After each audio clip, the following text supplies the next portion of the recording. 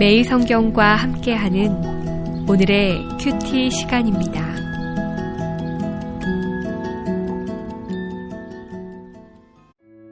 (9월 6일) 오늘의 말씀은 여호수아 4장 1절에서 14절입니다.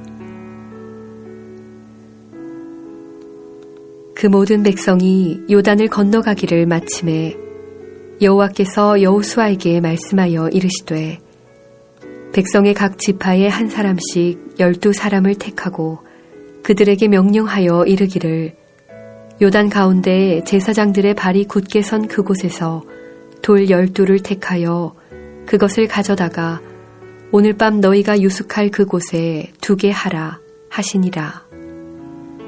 여호수아가 이스라엘 자손 중에서 각 지파에 한 사람씩 준비한 그 12사람을 불러 그들에게 이르되 요단 가운데로 들어가 너희 하나님 여호와의 궤 앞으로 가서 이스라엘 자손들의 지파 수대로 각기 돌 1개씩 가져다가 어깨에 매라.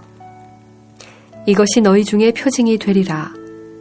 후일에 너희의 자손들이 물어 이르되 이 돌들은 무슨 뜻이냐 하거든 그들에게 이르기를 요단물이 여호와의 언약궤 앞에서 끊어졌나니 곧 언약궤가 요단을 건널 때에 요단물이 끊어졌으므로 이 돌들이 이스라엘 자손에게 영원히 기념이 되리라 하라 하니라.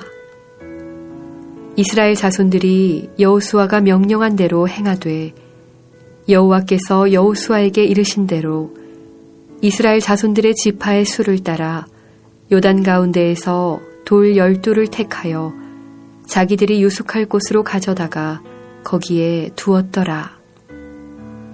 여호수아가 또 요단 가운데 곧 언약궤를 맨 제사장들의 발이 선 곳에 돌 12를 세웠더니 오늘까지 거기에 있더라. 또 여호와께서 여호수아에게 명령하사 백성에게 말하게 하신 일 곧 모세가 여호수아에게 명령한 일이 다 마치기까지 궤를 맨 제사장들이 요단 가운데에 서 있고 백성은 속히 건넜으며 모든 백성이 건너기를 마친 후에 여호와의 궤와 제사장들이 백성의 목전에서 건넜으며 르우벤 자손과 갓 자손과 므낫세 반 지파는 모세가 그들에게 이른 것 같이 무장하고 이스라엘 자손들보다 앞서 건너갔으니 무장한 4만 명가량이 여호와 앞에서 건너가 싸우려고 여리고 평지에 이르니라. 그날에 여호와께서 모든 이스라엘의 목전에서 여호수아를 크게 하심에 그가 생존한 날 동안에 백성이 그를 두려워하기를 모세를 두려워하던 것 같이 하였더라. 모든 백성이 요단을 건넜습니다. 하나님께서는 여호수아에게 명령하여 12지파 대포자들에게 각각 하나씩 12개의 돌을 준비하게 하셨습니다. 그리고 그날 밤 유수할 곳으로 돌을 옮기라고 합니다. 하나님은 이스라엘 백성들이 이 구원의 기적을 자손 대대로 기억하게 하는 기억의 돌이 되게 하셨습니다. 요단강을 건너므로 강야의 생활이 마무리되고 가나안의 정복이 시작됩니다. 강야의 이스라엘이 어려울 때마다 홍해의 사건을 기억했듯이 가나안의 이스라엘은 마른 땅으로 건너게 하신 요단강의 사건을 늘 기억해야 합니다. 이 두 사건은 전폭적인 하나님의 은혜와 능력으로 이루어진 표적이기 때문에 그렇습니다. 그러기에 앞으로 태어날 후손들에게 요단강의 사건을 마음에 새기고 책에도 새기고 기억 속에도 새겨야 하는 하나님의 표징이라고 6절, 7절에 말씀하고 있습니다. 오늘날 신약시대에 사는 우리들도 언제 어디서나 예수 그리스도의 십자가의 죽으심과 부활하심 그리고 다시 오실 주님을 붙잡고 살아가야 합니다. 그리고 다음 세대들에게 이 하나님의 나라 복음을 전하고 기억하게 하고 이 땅에서 그리스도의 참 제자로 삶을 살아가는 것이 중요합니다. 우리의 가정은 늘 십자가 복음을 기억하고 매일매일 감사하며 찬양하며 살아가고 있습니까?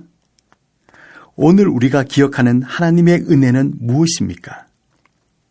오늘 적용을 가족들이 하나님의 은혜의 기억을 나누면서 기억하는 날을 보내면 어떨까요?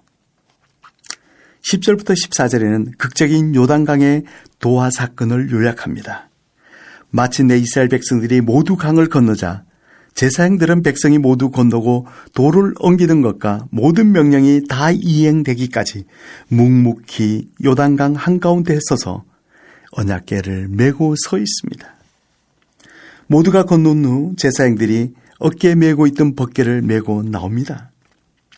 한편 루멘 지파, 갓 지파, 므낫세 반 지파는 이스라엘의 다른 지파보다도 먼저 4만 명이 무장한 채 앞서 여리고의 평지에 도착했습니다.